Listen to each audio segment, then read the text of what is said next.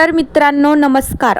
कंबळी या मालिकेच्या 5 डिसेंबरच्या भागामध्ये आपल्याला जबरदस्त धमाकेदार असा ट्विस्ट बघायला मिळणार आहे.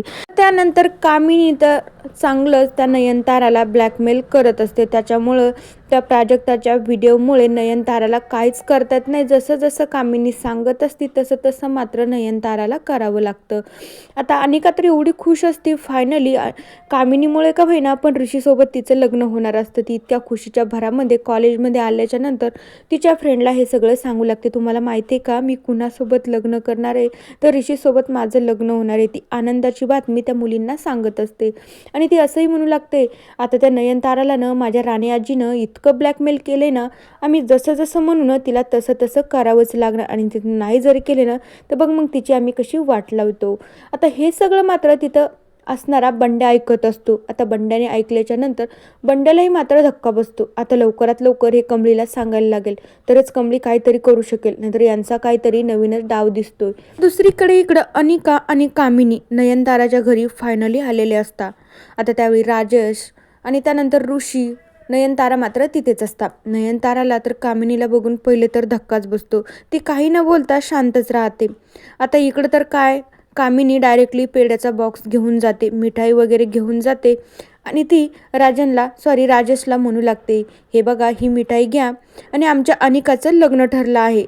आता ऋषी विचारात पडतो का हिचं मात्र लग्न कुणासोबत ठरलं असेल. आता मी तर हुकलो असेल तर बरं झालं बाबा हिचं लग्न दुसरंच कुणासोबत तरी व्हावं.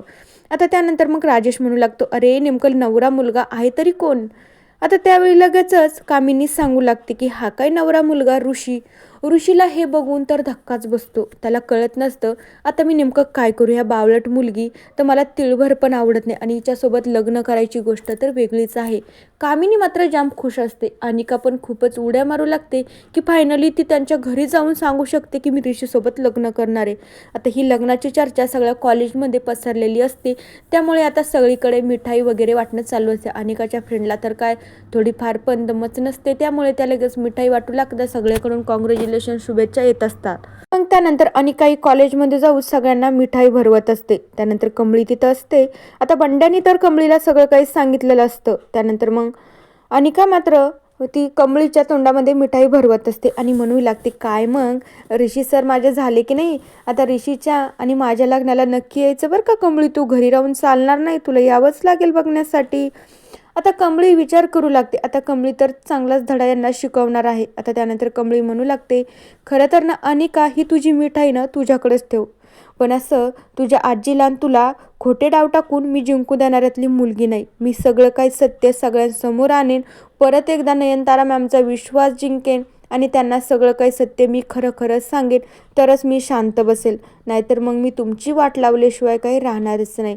आता हे ऐकून का अनिकाला तर थोडंफार वाईट वाटतं. तिला धक्का बसतो. खरंच बापरे ही कमळी काही पण करते ना तर बरोबर जे म्हणते ना ती करूनच दाखवते. खरंच जरी ना असं केलं तर ऋषीचं आणि माझं लग्न होणार नाही. आता अनिकाला थोडीफार का होईना तिथं भीती वाटत असते.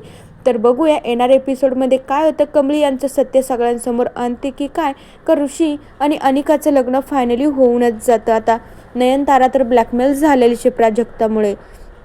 तर मित्रांनो तोपर्यंत या मालिकेच्या पुढील भागांच्या अपडेट्ससाठी आपल्या चॅनलला नक्की सबस्क्राईब करा. So bye. व्हिडिओ आवडल्यास छान अशी कमेंट करून नक्की सांगा.